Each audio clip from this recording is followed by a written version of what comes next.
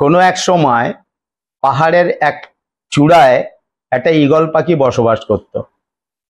হঠাৎ সেই ঈগল পাখির একটি ডিম গড়িয়ে গড়িয়ে নিচে একটা মুরগির বাসায় এসে পড়ে এবং মা মুরগিটি সেই নিজের ডিম ভেবে আরো অন্যান্য ডিমের সঙ্গে সেই ডিমটাকে তা দিয়ে বাচ্চা ফোটায়। যথারীতি ঈগলের বাচ্চা ফোটে এবং সে ছোট ছোট মুরগির বা ছানাদের সাথে কিন্তু যথারীতি ঘুরে বেড়াতে থাকে এবং মুরগির ছানারা যেভাবে ঠুকরে ঠুকরে ঠুকরে ঠুকরে খাবার সংগ্রহ করছিল, ঈগল পাখিটিও ঠিক সেম ঠুকরে ঠুকরে ঠুকরে মুরগিদের মতন খাবার খেত।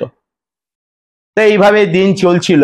তো এবং একদিন কি হয়েছে, মুরগির ছানাদের সঙ্গে ঈগল পাখির ছানাটিও বেশ কিছু দূর এগিয়ে গেছে পাহাড়ের কিনারায়। তো সে দেখছে, অবাক হয়ে দেখছে যে আকাশে একটা বড় পাখি উড়ে বেড়াচ্ছে। তো তার ছোট ছোট বাচ্চাদের জিজ্ঞেস করলো, আচ্ছা ওই পাখিটা কিসের, কি পাখি? তো তখন বাকি মুরগির বাচ্চারা বলল যে ওটা একটা ঈগল পাখি, ঈগল পাখি ও আকাশে ওড়ে। তো তখন এই ঈগলের বাচ্চাটি বলল, আচ্ছা আমরা কেন উড়ি না?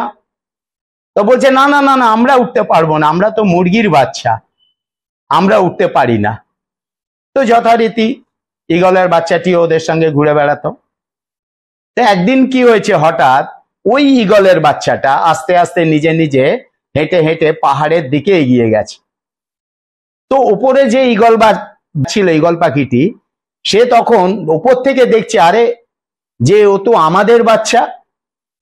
তখন কি করলো ঈগল পাখিটি, সেই ঈগল পাখির বাচ্চাটার কাছে এলো, এসে বলছে তুমি মুরগিদের সাথে কি করছো, তুমি তো ঈগল পাখি।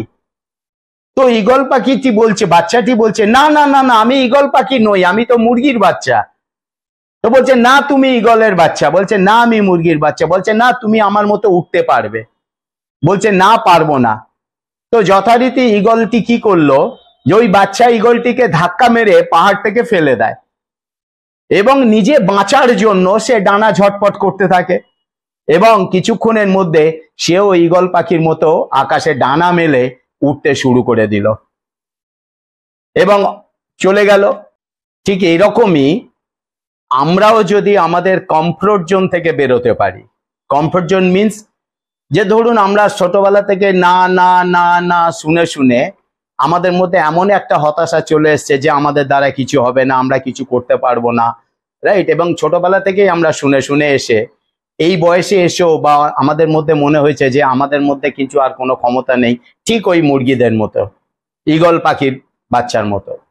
তো আমরাও যদি সেই নেগেটিভ পরিবেশ থেকে বেরোতে পারি, আমরা আমাদের ভেতরের পোটেনশিয়ালটাকে চিনতে পারি, জানতে পারি, তাহলে কিন্তু আমরা অবশ্যই আমরা ওই ঈগল পাখির মতন সাবলীল ভাবে আমরা কিন্তু সাকসেসের চূড়ায় উঠতে পারবো।